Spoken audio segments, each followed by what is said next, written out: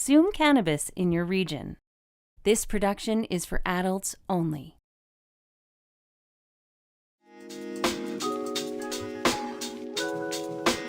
Have you seen the Slash? Made by users for users. Engineered for flavor. One of the coolest features around. A built-in loading tool. Learn more at www.stonesmiths.ca. What's happening? We'll tell you right now on This Week in Cannabis News. Good to be chatting with my good friend David Wiley from the OZ once again for This Week in Cannabis News. You can see, if you're watching, the beautiful website for Okanagan Z. And of course, David, we chatted last week. The Ounce magazine is out, and it was on digital format, and now you have it in actual magazine format, real world format. It's awesome. As an old print journalism reporter, I just love having a printed copy. And I can show you this handsome guy in here who might look familiar if you're watching. I got Dean on the back last hit, and a great piece by Dean about athletes and sports and how cannabis might soon become a big part of that world. So it's great to have this, and we'll be sending a stack over to you. So anybody out in your way who wants one, bug Dean for it. I will be dropping it off at several stores, and I really do think cannabis, and as our motto is on this show, it's not just about getting high; it's about getting healthy. And cannabis in general can change the complexion. Pain management with athletes, recovery, just general enjoyment. So I hope people get a kick out of the article, because I think it really is something that we should be looking at as well. As for the stories that we're going to go with on This Week in Cannabis News, I think these 4 stories that we have today are very diverse and some real interesting good news stories. And let's start with a good news financial story, because, man, so many people think there are no good news financial stories in the cannabis industry. But last week we talked about the numbers not being correct, and it was actually higher, and we're getting even higher, 120% increase we're talking about, David. This is the cannabis industry really is growing by leaps and bounds. It's come out now that $2.6 billion in legal recreational sales took place in 2020. If you factor that at $8 a gram, you're looking at 325 million grams sold. Kind of an interesting way to look at that. Wow. The tally comes from the monthly figures that were released by Statistics Canada throughout the 2020 calendar year. And December was particularly a good month for Canadian cannabis retailers. It's Christmas time, so I imagine that people were enjoying the holidays and looking at cannabis as a gift. And just under $300 million was sold in that month alone. So to put that into perspective, 2019 calendar year sales were $908 million. So December alone in 2020 sold more than a third of what was sold in all of 2019. This also, 2020 was the year where legal recreational sales alone overtook illicit sales. And it's just showing that trend on the up. Even as we talked last week about the difference between the calendar year sales, $908 million, and the fiscal year sales in 2019 of $1.3 billion. It's a stark difference just between those few months that change in the fiscal and calendar year. And Statistics Canada, one of the researchers who monitors these sales numbers, when I talked to him, even he was surprised at how fast the cannabis industry is growing, because you don't normally have that big of a gap between a fiscal and a calendar. So, and now we see the difference between 2019 and 2020, and it really is mind-boggling. And all provinces across Canada are actually seeing double-digit percentage increases in monthly sales totals month to month. So it's really a hot industry right now. Yeah, it really is. And you know, the one quote from this article that I really love that we have up on the screen if you're watching is that you mentioned it, legal sales of recreational cannabis overtaking illicit sales for the first time. And I honestly, I didn't think this was going to, you know, we're 2+ years in. This is happening very quick, much faster than I expected. And you know, I think people, there's going to be somebody on some block corner probably selling booze some point, just like there's moonshiners still out there doing that. But I think we're seeing a trend, and it's only going to get better. And at some point, I don't know, do you see the illicit market being almost negligible? I think it'll always be there in some form or fashion. I think that we're going to see a lot more home growers as time goes on too, and those sorts of things might have an impact on cannabis retail sales. But overall, as brick and mortar stores continue to increase, as normalization continues to take place, as the products become more diverse and more familiar to people, particularly when Cannabis 3.0 hits, and we're seeing products that mimic the ones that we have in our household now, but contain cannabis, as regulations over CBD ease, the industry is just poised for growth upon growth upon growth. Yeah, and you know what? That you made a really good point in that you know, maybe there's people that still are buying from the illicit market that might get into growing their own, and then those illicit sales drop that way as well. But clearly, you know, cannabis sales are up, particularly when you look at you know, the 4 biggest provinces when it comes to cannabis retails, being Ontario, Alberta, BC, and Quebec, which kind of surprised me because everything I've heard about Quebec is everything is so strict. I mean, you know, they were one of the provinces that wouldn't let people grow, so a little bit surprising. Maybe it speaks to the appetite that people have despite, you know, the even stricter regulations.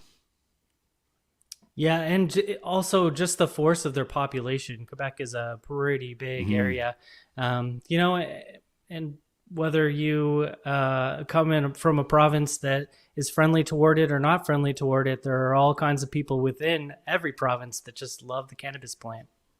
Indeed. Well, this is a story that, you know, I'm glad to see an outcome, a possible, you know, fixture of what was a very expensive issue for Vancouver pot retailers. Oh man, Vancouver City Council voted to cut the $34,000 a year legal cannabis retail fee that they have to pay every year. I mean, that's gotta hurt. $34,000 really could buy you a full-time employee, and feels like that's what we should be using that money for. But you know, what they will use it for is up to them. The motion passed last week, and think about it in contrast of liquor stores who pay an annual fee of $429. Just a sliver. It's 80 times less than what legal cannabis is paying. It's actually the highest fee in Canada and was put into place before legalization for medical dispensaries. So Councillor Rebecca Bly from Vancouver says that in response to all this, the illicit market is growing and the legal market is not in Vancouver, which is back asswards. And she says that the move is meant to help licensed retailers thrive.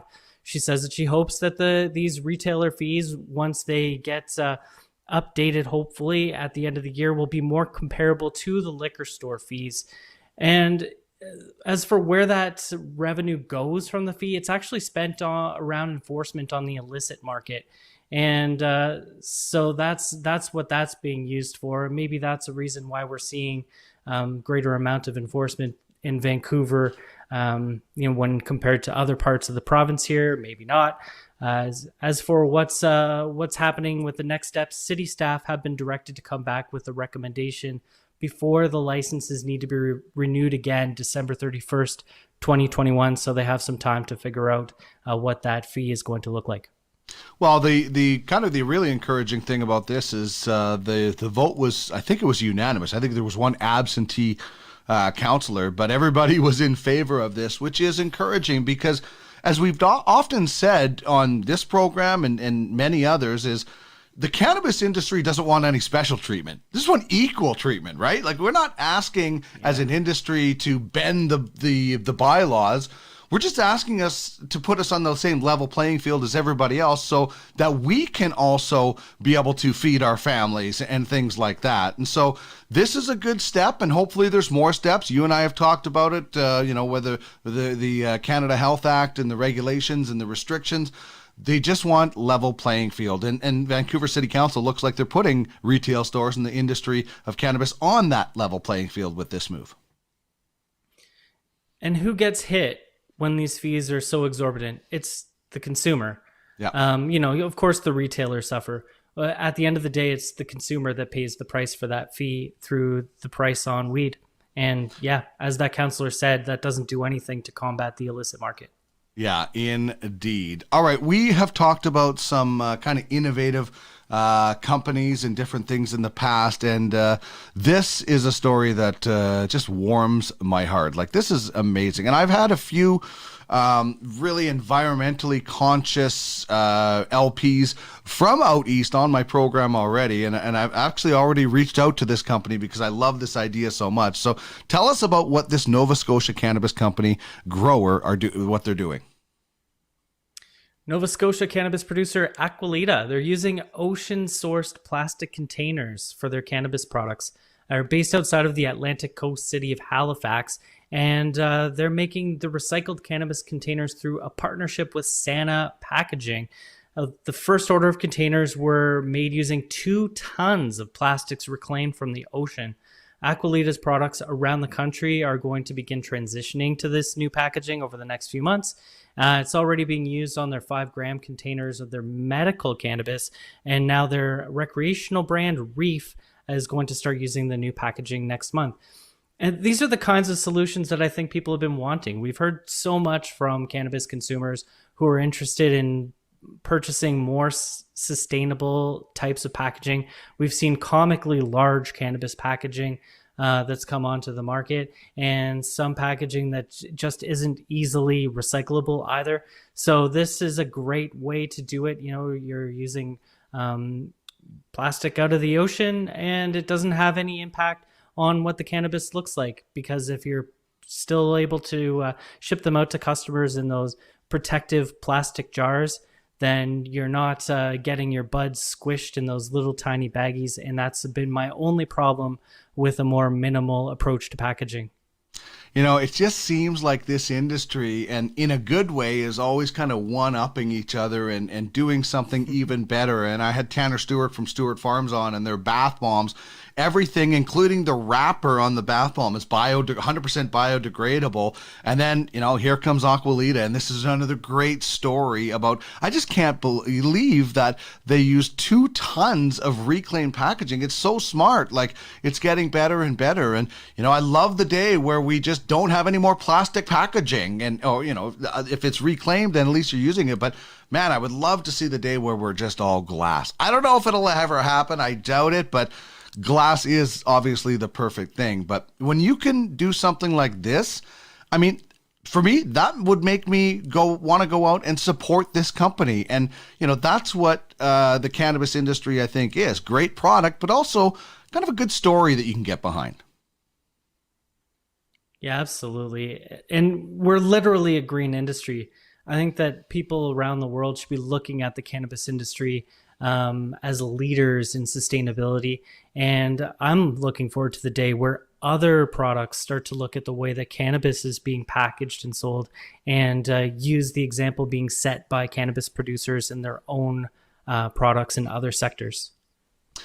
Indeed. Okay, this last story is really interesting. We've been talking about some pretty cool research being done on, the specifics of the plant and some of the, the viruses that it might be able to fight. And now we're looking at some research on how THC is measured when it comes to impairment. And, this was a really hot topic right out of the gate of legalization. And it's kind of seems to have been quieted down a little bit. So I don't know what's happening, but the research in this experiment that they did is quite interesting.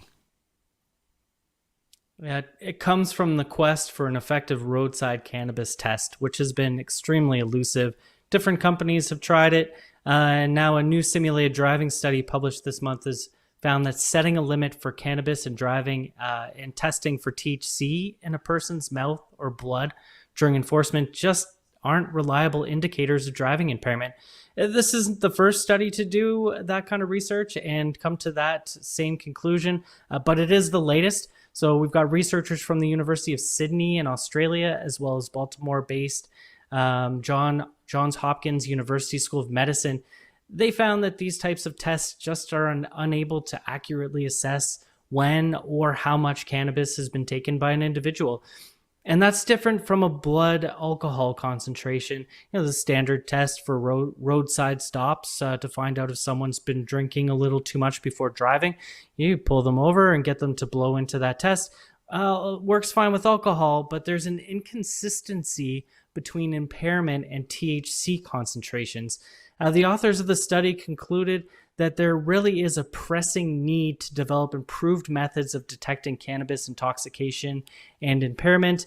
Looking forward to when they're able to do that, because it certainly seems like the technology to do so is not there, not developed. Yeah, and listen, I think that this is something that we need to have an accurate test so we can keep impaired drivers off the roads. But it's such a different kind of ball of wax, if you will, and not the kind of wax that you would use in the Slash from Stone Smiths, but it's such a weird kind of ball of wax with this, and their study kind of even proves it, where the one quote where they say, in 2 cases, one volunteer had a positive THC result but displayed minimal impaired driving, whilst another volunteer had a negative THC result but driving impairment was profound. So, and we know this about cannabis is everybody reacts differently because of the individual endocannabinoid system that we have within us. So, somebody could have a joint and be really, really look impaired, and another person could have the same thing and be totally fine. So this just has to be nailed down 100%, or all these things, or a lot of these cases, could be overturned down the road if they're indeed charged with something. Yeah, I think that they need to get it right the first time, rather than ruining people's lives over a faulty test. Yeah. I chuckled in that part of the research where they said that someone had zero impairment and yet still drove like they were impaired, and I thought that they really called out some poor schmuck for his or her terrible driving abilities. They weren't impaired. They're just a bad driver. You're right. That's Australia's worst drivers contestant right there. But that, like you said, I think that the big takeaway from a lot of these studies is really that THC affects people very differently, depending on how much they take. And you only have to look at edibles to see that. One person at 2.5 milligrams is in space, and another person can ingest 1,000 milligrams and still be feeling fine. So yeah. I don't get it. I'm thankful for all this research, because maybe they'll have an explanation as to why I'm such a lightweight. Well, you're right. The point you made there before was absolutely number one, is that whether you're acquitted from an impaired driving charge or not doesn't take away, like, even if you're acquitted in the end or it's overturned, doesn't take away from all the stuff that you probably had to go through in the first place when you might not have been impaired, but maybe it was from the day before. I'm not exactly sure how it works. So, just getting charged with an impaired charge, getting an impaired charge can be just so disruptive. And if you weren't impaired in the first place, that's even worse. So you can't People think that you could just go and get it overturned and your life is good. Well, no, people don't forget sometimes. And, what happened if you had lost your license and you depended on it? So you're absolutely right. This has to be done right from the start in the most correct way. And I've even heard that, smoking a joint, you test differently than maybe if you had a drink or an edible or something. And so there's so many discrepancies out there with any kind of testing that's going on right now because it's so new. And this was the thing that I always thought was holding up legalization. I thought there was never going to be legalization until there was a roadside test, which they probably should have had developed before they legalized, but still, there has to be the discrepancies absolutely have to be fixed in this situation. Yeah, and that's the challenge. There just is no reliable test right now. And when it comes to impaired driving, I mean, let's be real. You're guilty until proven innocent after you get pulled over and fail any kind of a roadside impairment test. Yeah, 100% well said. You can check out the OZ at OkanaganZ.com. You can download the digital copy of the new magazine. I can't wait to get my hands on the actual magazine. And when I do, I'll be getting it out to some great stores. So check out OkanaganZ.com and find them on Twitter at OkanaganZ. David, thanks as always for joining me, man. Have a great week. You too, my friend.